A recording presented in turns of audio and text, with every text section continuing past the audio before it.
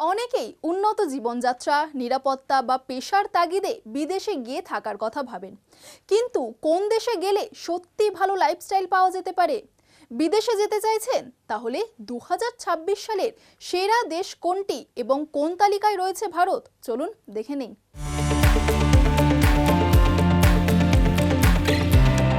অনেকেই উন্নত জীবনযাত্রা, নিরাপত্তা বা পেশার তাগিদে বিদেশে গিয়ে থাকার কথা ভাবেন।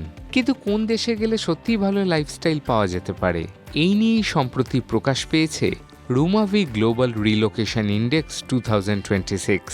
বিশ্বের 192টি দেশের জীবনযাত্রার মান বিচার করেই তালিকা তৈরি করা হয়, যেখানে বাসিন্দাদের জীবনের মান, পেশা, নিরাপত্তা সবকিছুকে বিচার করা হয়।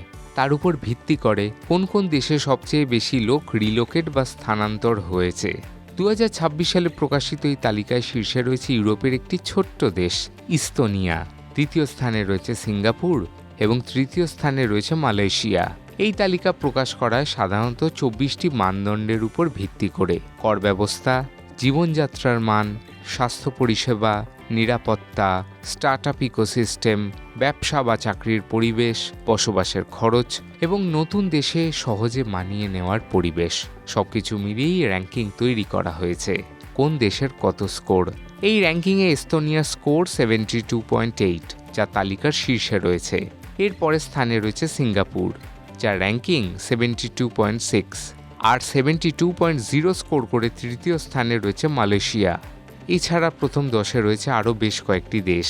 এর মধ্যে রয়েছে Portugal, Taiwan, Lithuania, Hong Kong, Saint Kitts and Nevis এবং মাল্টা। ভারতের স্থান কত? এই তালিকা 192টি দেশের মধ্যে ভারতের স্থান 100। কেন এত পিছনে ভারত?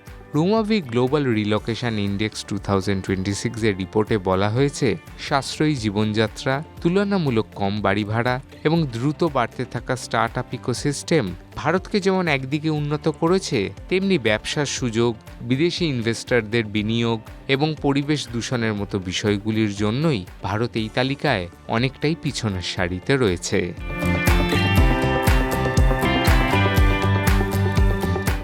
দেখুন এই সময়ের তথ্য ও চিত্র প্রতিদিন রাত 9টায় ও সকাল 8টায় শুধুমাত্র চ্যানেল 1-এ।